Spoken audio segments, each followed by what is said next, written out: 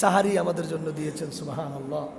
রাসূল করিম সাল্লাল্লাহু আলাইহি সাল্লাম বলেন, তাসাহহারু ফা ইন্না ফিস সুহুরি বারাকা। তোমরা সাহারি খাও। তোমরা কি খাও? সাহারি খাও। কারণ এই সাহারির মধ্যে আমি আল্লাহ বরকত দিয়ে দিয়েছি। সুবহানাল্লাহ। আমি আল্লাহ তোমাদের এই সাহারির মধ্যে বরকত দিয়ে দিয়েছি।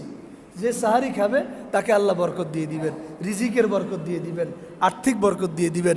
সাহারি খাওয়ার সময় দোয়া কবুল হয়। সুবহানাল্লাহ। তাহলে রমজানের পুরো সময় আল্লাহ দোয়া কবুলের ব্যবস্থা করে রেখেছেন। এক তো হাদিসের মধ্যে আছেন সালাসাতুন লা তুরাদ্দু দাওয়াতুহুম।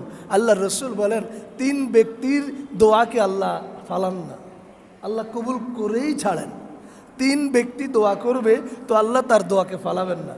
আল্লাহ রসুল বলেন সেই তিন ব্যক্তির এক ব্যক্তি হলো যেই ব্যক্তি রোজাদার হাত্তা ইফতিরা, ইফতার করা পর্যন্ত এই রোজাদারের দোয়া কবুল হয়। সুবহানাল্লাহ। এই জন্য ভাই, আমরা যারা রোজা আসি, আমরা তো রোজা রাখতেছি, রোজা আসি, আমরা ইনশাআল্লাহ আমরা যখনই সুযোগ পাই দোয়া করব।